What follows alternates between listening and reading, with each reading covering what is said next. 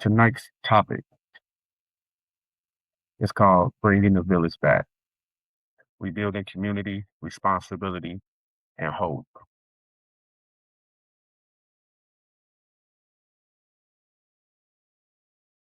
The village helps shape us into the adults that we will eventually become. And I know when I was a child growing up, the village was really a village. And those are the things that we got to get back to.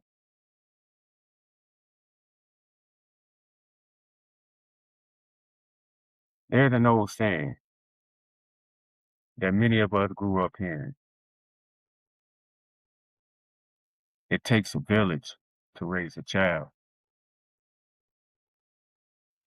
Those words are simple, but they carry tremendous weight. A village is not just a place on a map. A village is a system of people who care enough to show up for one another. It is grandparents who correct us when we're wrong. It is neighbors who make sure children get home safely. It is teachers who believe in students before they believe in themselves.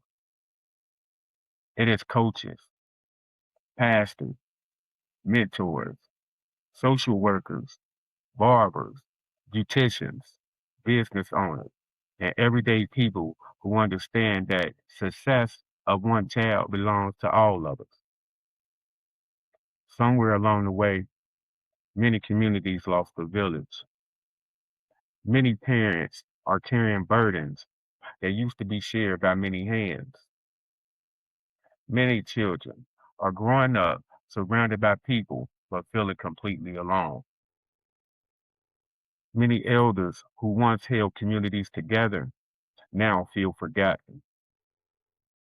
Tonight, I want to talk about bringing the village back, not because the past was perfect, not because every community used to get it right, but because our future depends on rebuilding the connections that help people survive, grow, and thrive. What was the village, you ask? Well, the village is accountability. If you backed it up at school, your mother knew before you got home. If an elder corrected you, your parents backed them up instead of fighting them. The village was protection. Children had safe houses throughout the neighborhood. If a child was hungry, someone fed them. If a family was struggling, someone helped carry the load. The village was wisdom. Young people learned from those who had already survived hardship. Life lessons were passed down from generation to generation. The village was belonging. Children knew they mattered. They knew their names. They knew their history. They knew they represented something bigger than themselves. The village wasn't wealthy. The village wasn't perfect. But the village understood one truth. My child is your child. Your child is my child. Our future belongs to all of us. Now, let's talk about what happened to the village. Today, many people are asking, where did the village go? Part of the answer is survival. Families are working multiple jobs. Parents are exhausted. Communities have become more disconnected. People know their social media followers better than they know their neighbors. Part of the answer is fear.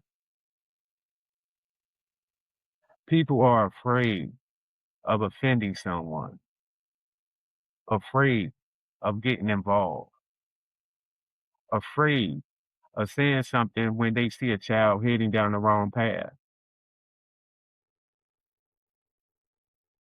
We move from community responsibility to individual responsibility. We went from how can we help raise this child to that's not my business. But when children fail, communities suffer. When young people struggle, entire neighborhoods feel the impact. When violence rise, addiction spreads, or hopelessness grows, those problems never stay inside one household. The absence of a village creates consequences for everyone. The cost of living losing the village. When there is no village, children look for belonging elsewhere. Sometimes they find it in gangs. Sometimes they find it in the streets. Sometimes they find it online. Sometimes they find it in relationships that exploit rather than protect them. Human beings are wired for connection. If healthy communities do not provide identity and belonging, unhealthy environments often will. Young people don't simply join groups, they join families. They join places where they feel seen, places where they feel valued, places where someone says, you matter here. The question for us is not why some young people seek acceptance in dangerous places. The question is, where was the village when they were looking for somewhere to belong?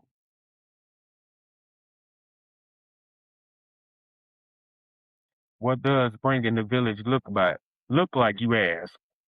Well, bringing the village back does not require perfection. It just requires participation. We mentor the next generation. Every adult should be pouring into someone younger. You do not need a degree to change a life.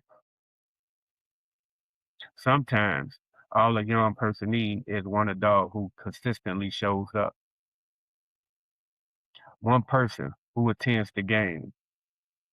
One person who asks about grades. One person who says, I believe in you.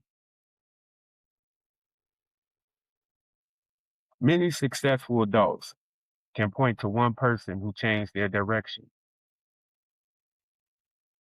Be that person for someone else.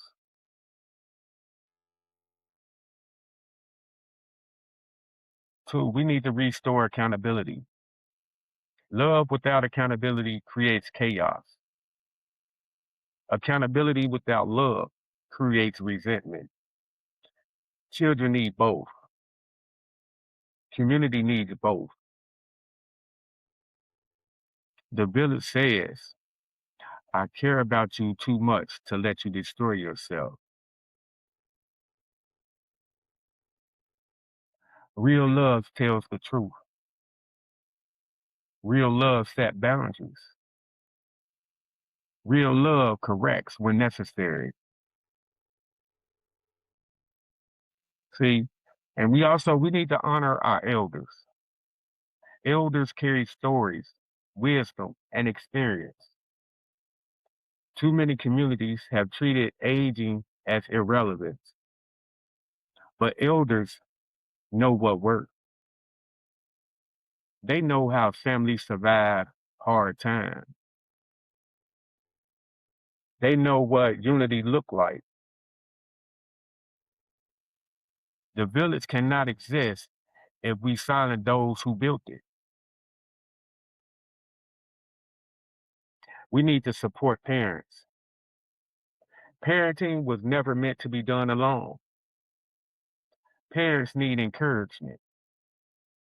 Parents need resources. Parents need breaks. Parents need communities that help rather than judge. The village asks, how can I help?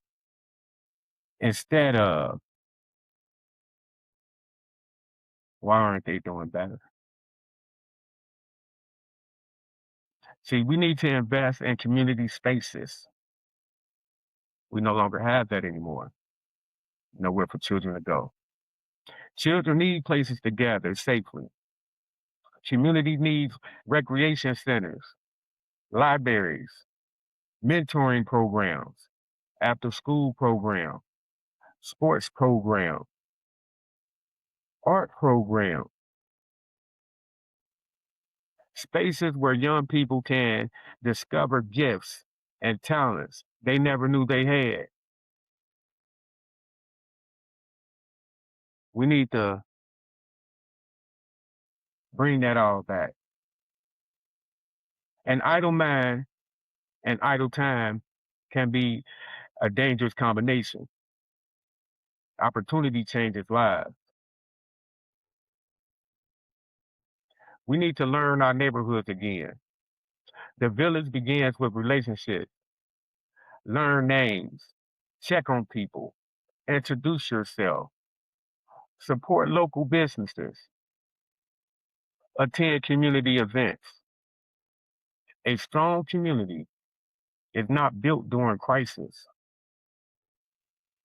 It is built through everyday relationships long before crisis arrive. Everyone has a role in the village. Some people think they have nothing to offer. That is not true. If you can listen, you can help build the village. If you can encourage, you can help build the village.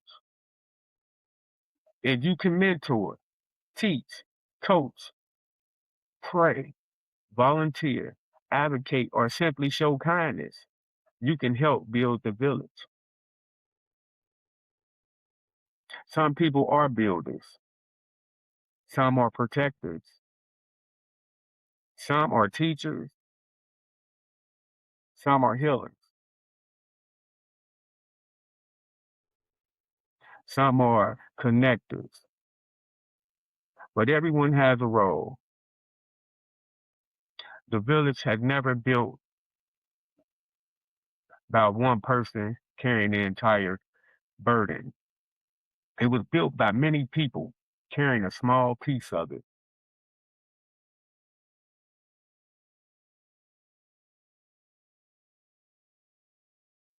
As I close tonight, I want to leave you with a challenge.